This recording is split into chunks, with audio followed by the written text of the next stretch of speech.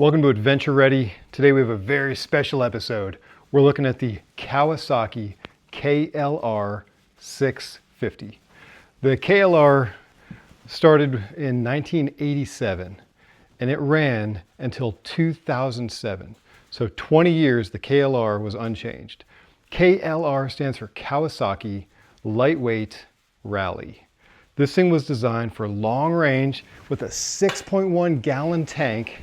It's also meant for on and off-road, so basically lightweight adventure bike. In 2008, they came out with the Generation 2. It had more fairings. It was more street than off-road. The Gen 1 was kind of a little bit more off-road. I had a 2009 KLR 650 and it was awesome. But this is the third generation. So from 2019 until 2021, they didn't make a KLR 650. And then in 2022, they came out with this one. So this is the Traveler, and the Traveler has this top box here I'll show you in a minute. And it also has two key features. It has ABS, anti-lock brakes, and it also has fuel injection. So the reason I got rid of the Gen 2 was I was riding with a buddy, and he was planning a trip to Colorado. So up in Leadville, it's like 10,400 feet. Carbureted bikes don't get enough oxygen, they don't get enough air because of the low pressure. And so you don't get enough fuel, so you have low power. He's like, you know, you could get a Gen 3 KLR, you'll get the ABS, a little bit more safe on the highway, and then to get that fuel injection.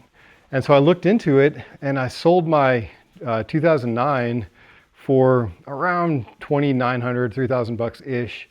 I bought this one for like $4,200. So for a little over $1,000, I got almost brand new fuel injection, ABS, and even like little things that you don't think matter that much, like a fuel gauge. But to me, it's awesome. You know exactly how much fuel you have. You don't have to do the little thing when you're riding and it starts to sputter and you're in traffic and you're looking around and you're having to feel down and you get the petcock to turn over to the reservoir, like or the reserve. It's just nice having fuel gauge. So we're gonna do a little walkthrough on this particular KLR and then kind of show you some of the key differences. Starting at the front, on the Gen 3, it has a larger front disc brake. It has better braking. I added these crash bars just for when you drop the thing, you don't tear up this beautiful paint. It's just a nice thing to have. It also keeps it off of you a little bit more. I also added these little adventure lights. So when I turn on my lights, those little lights turn on. It gives you more visibility for other cars to see you, and you also can see the road better. Also added these little brackets right here. And what that does, it raises the windshield up so it flows more air over your head. Also added these wider foot pegs. This is if you're going to do any standing, like any off-road riding, you really need those foot pegs. These little cleat things really dig into your boots so you can really control the bike. When you're standing on a bike, it's your feet that are actually helping you turn, helping you control the whole motorcycle. The ones they come with are fine, they're covered in rubber, and if you're going to be doing mostly on-road riding, it's almost like these right here, like for the passenger. It's just if there's any mud on your boots, they slip right off. So if you're just going to be riding on the road, keep the stock ones, but I didn't really want those. One thing, notice this seat. From the factory, this is a wide, comfortable seat. It just means you can ride comfortably for so much longer. These are anti-vibration on the handlebars, and it just takes away some of the vibration from the thumper engine. And one thing I wanted to talk about today is the quad lock. So if you look at this quad lock, this one actually has a little knuckle back here. So I bought the knuckle. I also bought the vibration dampener. You can see the second piece here is a vibration dampener.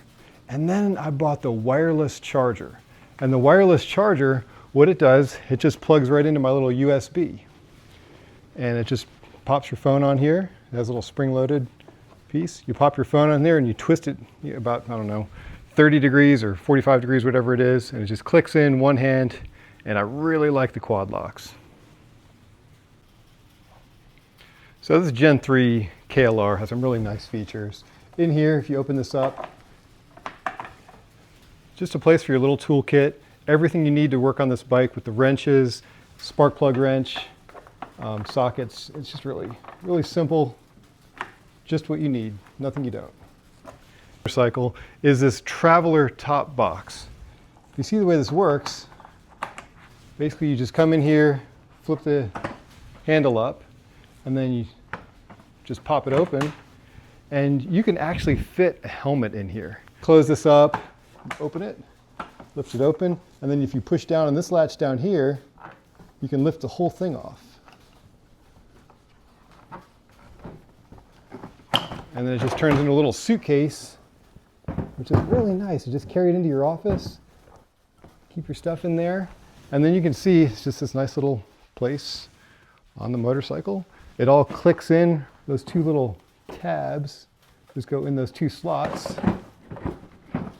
and then that just pushes down. So you guys have to lift this up, push it down, close it, and take the key out. All right, now let's look at the display. You turn it on, you can see, it's so nice having a fuel gauge right here. And then it's pretty basic. It's got a little trip meter, how fast you're going, how many miles you've gone on your odometer, little clock, neutral, check engine. And this is great, it has ABS. There's a little ABS light. I also have this little screen just to run CarPlay on it. It just makes your maps a little easier to interact with. And I just showed you the quad lock a second ago. But as soon as I turn the bike on, it's powered up. So if you called me and were asking, okay, I'm kind of new to motorcycling, I'm not sure exactly what I want to do with it, what motorcycle would you recommend? All day long, a KLR 650. When you say, which generation should I buy? I'd say, look, if you want mostly off-road and you want the cheapest, get a Gen 1. If you want, the kind of the second tier cheapest, and you want more on-road, get a Gen 2, but it's still carbureted. And if you want ABS and fuel injection and just a new bike with all new stuff, I would get Gen 3. So really, I would just get the Gen 3. I would recommend this to anybody for a first bike. Got good low-end torque like a tractor.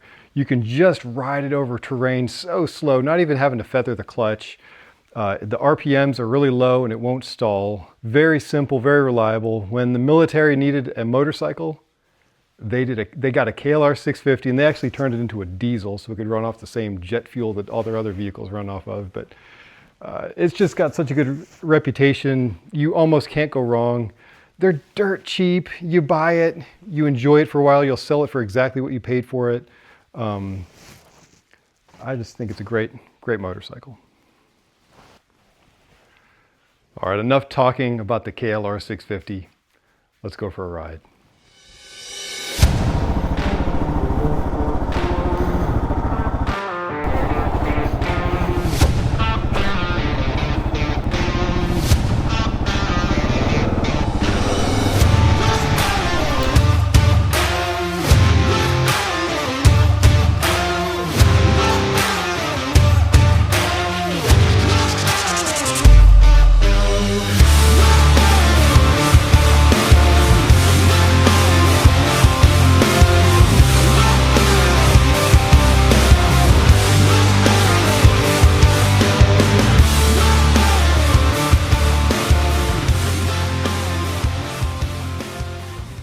Today's word of encouragement is going to be from John 3:16 in the Bible. It says, "For God so loved the world that he gave his only begotten Son, that whoever believes in him will not perish, but will have everlasting life." That means your sins are forgiven because you can be with God in heaven. So all the things that we've done that we're not proud of, he has forgiven. So burden is off of our shoulders. Now the key is for us is radical self-forgiveness. You've been forgiven. The weight has been lifted so we can stop dragging him along with us and remembering all those things. We can forget it. That's it for today. We'll see you next time.